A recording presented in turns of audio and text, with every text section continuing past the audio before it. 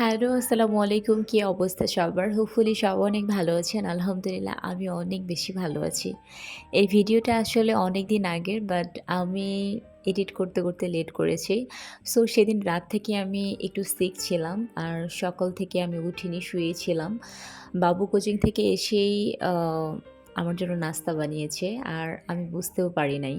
আ এটার একটাই কারণ সকালে ও যখন ঘুম থেকে উঠে আমার আ কানে যাতে শব্দ না আসে, ফার্স্ট এ যেটা করে আমার দরজাটা সে লাগিয়ে দেয় যাতে কোনো আওয়াজ না আসে আমার এখানে।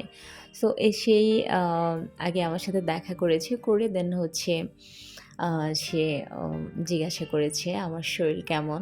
তারপরে হচ্ছে সে দরজা লাগিয়ে আবার রান্নাঘরে গিয়ে যে দেখেন এত সুন্দর খাবার বানিয়ে নিয়ে এসেছে। মেয়ে বাচ্চা আর ৫ টা বাচ্চার মতোই খেলাধুলা হাসি খুশিতে বড় হয়। বাট একটা সময় বয়সের সাথে তারা অনেক কিছুই বুঝতে শেখে।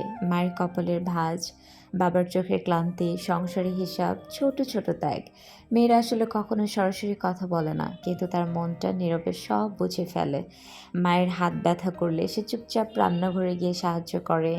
বাবা রাত জেগে কাজ করলে সে দরজার পাশে বসে থাকে। আমি মনে করি girls have a special heart. তারা বাবা-মায়ের সুখ-দুঃখ ইভেন হচ্ছে এখানে সব কষ্টটাও মোছামুছিও বুঝে। শেষ না? তারা শিখে যায় কিভাবে নিজের হুম? চাওয়া-পাওয়া কমিয়ে এত বাবা-মায়ের কাজ কে স্বপ্ন করতে পূরণ করতে বলছে, হয়। হ্যাঁ?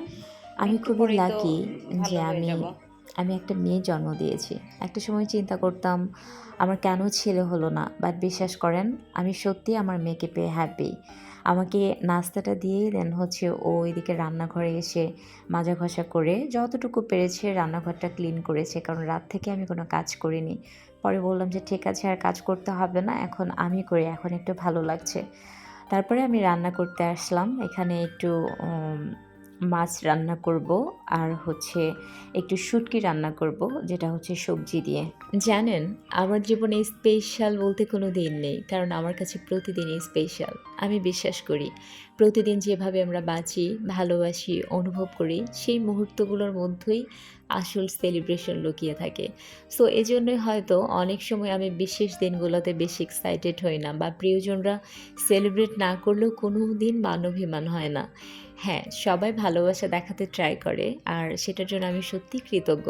But honestly, I don't wait for one day to feel special because I already am every day. তেমনি আজ আমার একটা বিশেষ দিন ছিল। আমার আজকে জন্মদিন ছিল। আমার আসলে এটা নিয়ে কোনো মাথা ব্যথা ছিল না। বাট সন্ধ্যার পরে হচ্ছে আমার বোন ফোন দিয়ে বলল যে, "একটু বাসায় আয় তো খুব দরকার।" তো পরে ভাবলাম যে যেহেতু যাচ্ছি একটু মিষ্টি দই নিয়ে যাই। তো বগুড়ার মিষ্টান্ন ভান্ডার থেকে হচ্ছে মিষ্টি দই নিয়ে যাই। কারণ আজমেরি দইটা শেষ হয়ে গিয়েছিল। তো এসে দেখি যে ওরা আয়োজন করেছে আমার জন্মদিন উপলক্ষে। আমার ভাইয়া নাকি বলেছে যে ওর যেহেতু আজকে জন্মদিন, ওর উপলক্ষে আমরা একটু ভালো-মন্দ খাই। সো আমার আ মানে এই ধরনের খাবারের ভেতরে আমার পোলাওটা অনেক ভালো লাগে। সাথে মুরগির রোস্ট।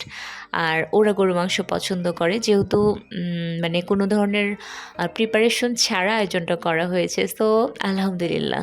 বিশ্বাস করেন মুরগির রোস্টটা জাস্ট অসাধারণ ছিল। আমাদের মোটামুটি সবার রান্নার হাত ভালো। বাট যখন অন্য কারো হাতের খাই তখন তো আরও বেশি ভালো লাগে। তো আমি এখন একটু গরুর মাংসটা টেস্ট করব। এটাও মোটামুটি ভালো ছিল বাট রোস্ট বেস্ট ছিল। সো কেমন লাগলো আজকের ভিডিও অবশ্যই কমেন্ট করে জানাবেন। আজ এই পর্যন্তই, পরবর্তী ভিডিও নিয়ে আবার চলে আসবো। এ পর্যন্ত সবাই সুস্থ থাকবেন, ভালো থাকবেন। আল্লাহ হাফেজ।